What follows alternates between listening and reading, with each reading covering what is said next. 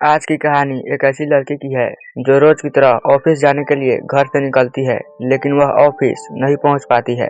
50 दिनों के जांच के बावजूद भी पुलिस को लड़की की कोई भी सुराग नहीं मिलती है। मगर फिर एक दिन पुलिस वालों को एक जांच के क्रम में एक गाड़ी के अंदर एक बूंद खून मिलती है और फिर इस एक बूंद खून से गायब हुई लड़की के सारे सवालों का जवाब पुलिस को मिल जाता है। तो आखिर कैसे एक बूंद खून से गायब हुई लड़की के रहस्य का खुलासा होता है, जानकर हैरान हो जाओगे। ये कहानी मुंबई की रहने वाली कीर्ति व्यास नामक एक लड़की की है। 28 साल की कीर्ति मुंबई के ग्रांड रोड स्थित भारत नगर रेजिडेंट में अपने परिवार वालों के साथ रह रही थी। पढ़ाई खत्म करने के बाद कीर्ति ने अंधेरी में स्थित एक ब्लंट सैलून में काम करना शुरू कर दी थी।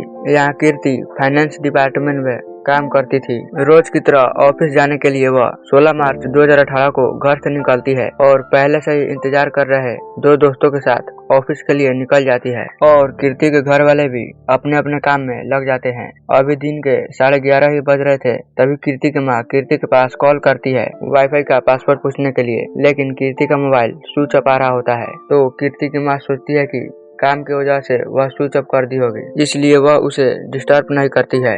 अब शाम हो चली थी, लेकिन अभी तक कीर्ति ऑफिस से वापस घर नहीं आई थी। जब रात अधिक हो जाती है तब कीर्ति के घर वालों को कीर्ति की चिंता सताने लगती है, इसलिए वह कीर्ति के ऑफिस फोन करते हैं। यहाँ पर उन्हें एक चौंकाने वाली खबर मिलती है। ऑफिस वाले बोलते हैं कि आज तो कीर्ति काम पर आई ही नहीं, बल्कि लगातार उसका मोबाइल फोन भी स्विच ऑफ आ रहा है। इस जानकारी के बाद कीर्ति के घर वाले बहुत परेशान होने लगते हैं और कीर्ति के कुछ करीबी दोस्तों के पास कॉल करके कीर्ति के बारे में पूछने लगते हैं। लगभग सभी दोस्त एक ही बात बोलते हैं कि कीर्ति से उनकी आखिरी बात कल की रात में ही हुई थी। इसके बाद घर वाले परेशान होकर कीर्ति को ढूंढना शुरू कर देते हैं, लेकिन काफी ढूंढने के बावजूद भी कीर्ति को कहीं भी आता पता नहीं लगता है। यहाँ तक कि पूरी रात भी बीत जाती है, मगर कीर्ति वापस घर नहीं आती है। अगले दिन थक हार कर कीर्ति के घर वाले मुंबई पुलिस स्टेशन जाकर कीर्ति की मिसिंग रिपोर्ट दर्ज करवाते हैं। मामला दर्ज होने के बाद पुलिस वाले कीर्ति के ऑफिस जाकर उसकी जांच पड़ताल करनी शुरू कर देते हैं। इसके अलावा कीर्ति के दोस्तों से भी पूछताछ की जाती है। इसी पूछताछ में कीर्ति के दो दोस्त सिद्धेश तमनकर और खुशी सहजवानी पुलिस को बताते हैं कि जिस दिन कीर्ति गायब हुई थी वह हमारे साथ ही ऑफिस गई थी, मगर रास्ते में ही कीर्ति ने उनसे कहा कि वह उसे ग्रांड रोड स्टेशन पर ही ड्रॉप कर दे, क्योंकि यहाँ पर उसे किसी से मिलना है। फिर उसके बाद वह ट्रेन से ऑफिस चली जाएगी। इन दोनों दोस्तों की बयान की पुष्टि करने के लिए अब पुलिस वाले कीर्ति के घर के आगे लगे हुए सीसीटीवी कैमरा को खंगालना शुरू कर देते हैं। सीसीटीवी में साफ साफ नजर आता है कि सुबह के लगभग 9 बजे 16 मार्च 2018 को कीर्ति ऑफिस जाने के लिए घर से निकलती है और सिद्धेश और साजवानी के साथ कार में बैठकर ऑफिस के लिए निकल जाती है। क्योंकि आखिरी बार कीर्ति को सिद्धेश तमनकर और खुशी सहजवानी के साथ देखा गया था, तो पुलिस वाले इन्हें इन्वेस्टिगेशन टीम का हिस्सा बनने के लिए बोलते हैं और इन दोनों से कीर्ति से जुड़ी छोटी से छोटी जानकारी और 16 मार्च 2018 को क्या हुआ था वो सारी बातें पूछताछ करते हैं। ये दोनों भी पुलिस का पूरा साथ देते हैं, जो कि लोगों को लग रहा होता है कि आखिरी बार कीर्ति इन दोनों के साथ ही गई थी, तो इन दोनों ने ही उसके साथ कुछ गलत किया है। लेकिन कई दिनों के पुलिस जांच में भी ये दोनों बेगुनाह पाए जाते हैं।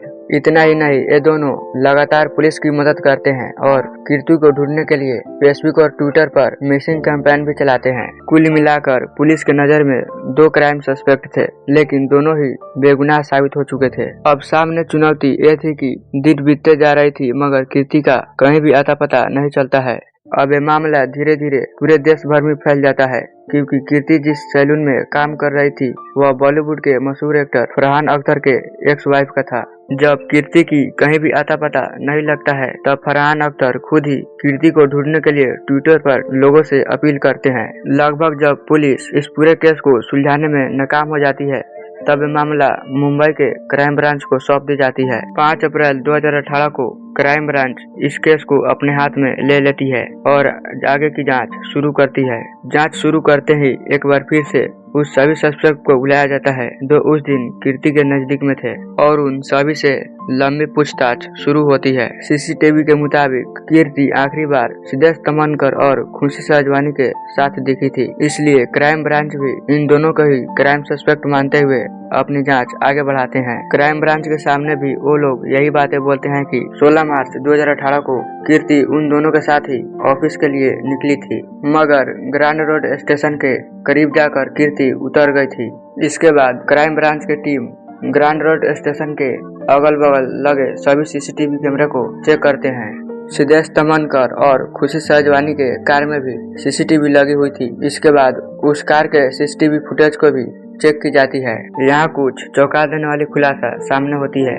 नाइक कीर्ति, सिद्धेश और खुशी ग्रांड रोड स्टेशन पर लगे हुए किसी भी सीसीटीवी कैमरा में कैद होते हैं और न ही उनके कार में लगे हुए सीसीटीवी कैमरा फुटेज 16 मार्च 2018 को उन तीनों की मौजूदगी बताती है। जब इस बारे में उन दोनों से पूछताछ की जाती है कि तुमने तो बोला था कि कीर्ति को तुमने ग्रांड रोड स्टेशन पर ड्रॉप किया था, तो फिर वहाँ के सीसीटीवी फुटेज में तुम लोग कैसे नहीं आए? इस पर खुशी और सिद्धेश बोलते हैं कि दरअसल कीर्ति ने उससे कहा था कि पहले मुझे स्टेशन पर छोड़ दो, मगर रास्ते में कीर्ति ने नवजीवन सोसाइटी के पास ही उतरने के लिए बोल दी। इस कारण वह ग्रांड रोड स्टेशन तक नहीं पहुंच पाई, जबकि दोनों क्राइम सस्पेक्ट कई बार अपने बयान बदल चुका था। इसलिए पुलिस वालों को शक होने लगता है और इन दोनों पर कड़ी नजर रखी जाती है। इसके अलावा उनके फोन रिकॉर्डिंग की भी जांच की जाती है, लेकिन कहीं से भी जानकारी नहीं मिलती है और फिर ये दोनों आजाद घूमते रहते हैं। अब कीर्ति के गायब हुए लगभग 50 दिन से ज्यादा हो गए थे। अब ऐसा लगने लगा था कि शायद कीर्ति के बारे में अब कुछ भी पता नहीं चलेगा, मगर तभी पुलिस को एक ऐसी फोरेंसिक रिपोर्ट मिलती है जिससे केस का पूरा मुखड़ा ही बदल जाता है। दरअसल जब कीर्ति, सिद्धेश और खुशी सहजवानी ऑफिस के लिए जिस कार से निकलते हैं, उसी कार के डिक्की में एक बूंद खून बरामद होती है। जब इस खून का डीएनए कीर्ति के माता पिता के सैंपल से चेक किया गया, तब ये दोनों मैच कर गया।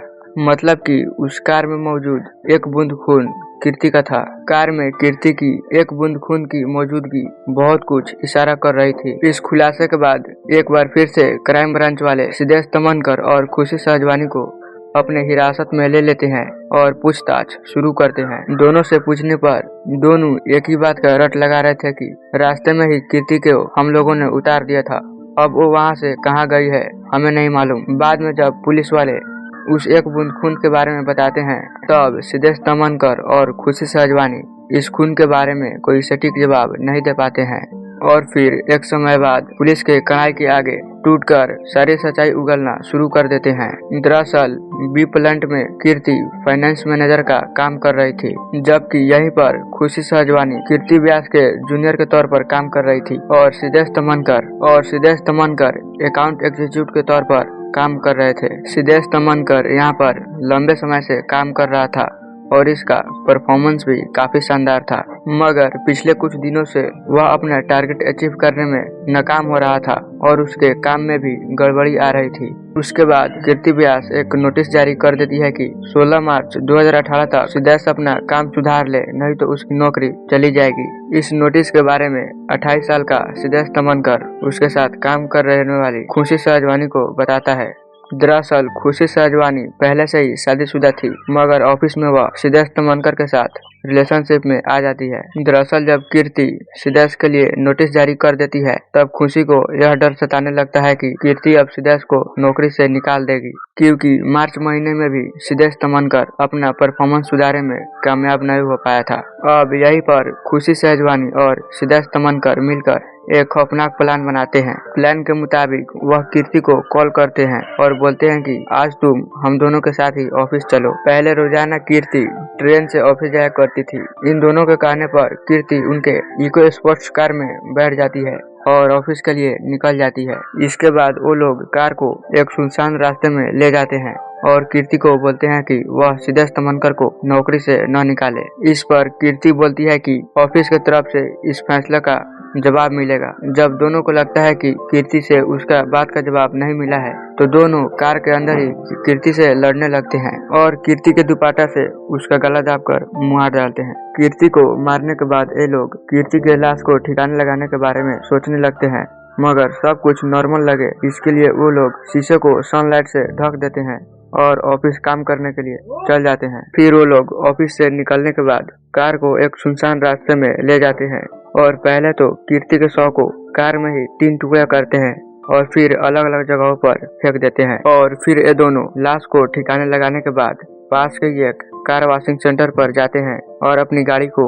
अच्छी से अंदर बाहर फ्रेश करवाते हैं। यहाँ से ये लोग कीर्ति के घर भी जाते हैं और कीर्ति के परिवार वालों के साथ कीर्ति को खोजने का नाटक करने लगते हैं और किसी को शक न हो इसलिए ये लोग फेसबुक और ट्विटर पर कैंपेन भी चलाते हैं और खुद ही चलकर पुलिस के पास भी जाते हैं ताकि पुलिस को भी इन पर किसी तरह का शक न हो। कार को अच्छे से धुलाई करने के बाद ये लोग सोचते हैं कि अब वो लोग कभी भी पकड़े नहीं जाएंगे, लेकिन कार की धुलाई करने वाले गलती से डिक्की की अच्छी तरह से धुलाई नहीं करते हैं और डिक्की में ही कीर्ति की एक बूंद खून बच जाती है और इसी एक बूंद खून से मामले की पूरी खुलासा हो जाती है। इस पूरे खुलासे के बाद सिद्धेश तमनकर और खुशी सहजवानी पर किडनैपिंग, पुलिस को गुमराह करने तथा सबूत मिटाने के तौर पर केस दर्ज कर ली जाती है और गिरफ्तार करके जेल भेज दी जाती है। फिलहाल इस केस की स्थिति को बात करें तो बेल पर खुशी सहजवानी बाहर आ चुकी है, मगर सिद्धेश तमनकर अभी भी जेल के अंदर ही है। आपके मुताबिक इन दोनों को क्या सजा मिलनी चाहिए हमें कमेंट करके जरूर बताइएगा और ऐसे ही क्राइम से जुड़ी अपडेट के लिए हमारे इस चैनल को सब्सक्राइब जरूर कर लीजिएगा।